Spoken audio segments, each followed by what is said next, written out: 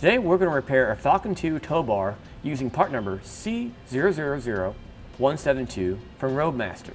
This is a replacement inner arm for RoadMaster Falcon 2 and BlackHawk tow bars. Alright, here's our Falcon 2 tow bar we got right here, and you can see the damaged component right here. Alright, now the reason why this is bent is because you broke the golden rule. You never back up with a tow bar.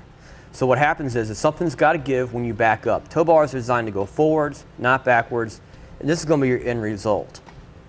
Now our kit consists of these two parts, coarse and metal arm right here, and a replacement lock nut, and you get a replacement nut for this part of the hardware right here. Everything else, including this and the bolt, will be reused. Alright, now let's go ahead and start working on a disassembly of our tow bar to repair it. There's a little plastic cap right here that you can pry off with a screwdriver. We'll save that, put it back on later. Next up, we need to remove the swivel ear right here by taking apart this bolt. We'll need a 1/4 inch Allen key for the top and a 9/16 socket or wrench for the bottom. Remember, we'll save the bolt, but we have a new nut. And save all the other pieces as well. Next up, we need to remove the round nut, which isn't put on tight at all, so you can simply unthread it. Alright, now the real fun begins because this arm cannot be removed going out the back here. It has to go out the front. Of course, it's bent, we can't do that.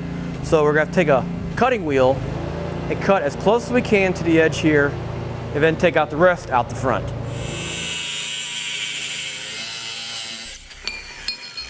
Now our bar was in the lock position, so we'll break it loose by pushing the button down.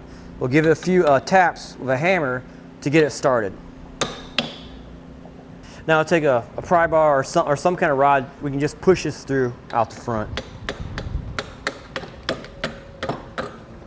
To help push out the rest of the old part, I'm going to use a couple extensions, 3/8 stacked up, and just use it to help push it out. Okay. Once you get it pushed out, we'll pull out the rest. Now that we have all the internal pieces apart, now would be a good time to take a towel or a shop towel or anything you got. Now I'm going to take it and push it through and make sure you get all the dirt and debris that you can out. Now let's take our new component, slowly slide it into place. Before we push it in, two things to know. First off, make sure that this washer on the bottom here is its original spot like it was first. Then we'll have to go to the other end and raise it up so we can help push it in.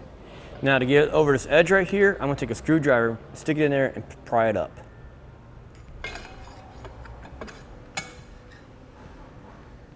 Hopefully you saved this part here because we need this little piece here and a little spring that's underneath of it.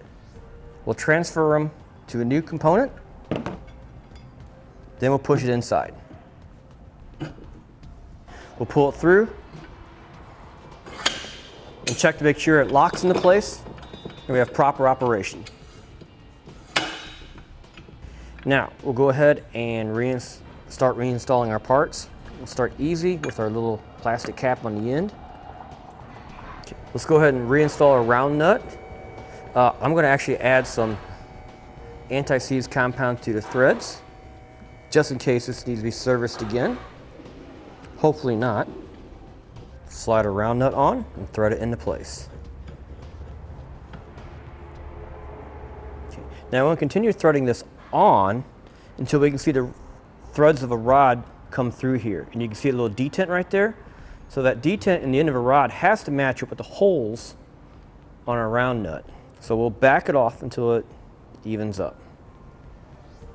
And we should have minimal play between the bolt and this arm when it's all said and done. We'll go ahead and test it a few times. There. Swivel ear goes back into place. Make sure you save those bushings. We'll install it the same way it came off. Might need a screwdriver to help align things. Then reinstall our bolt.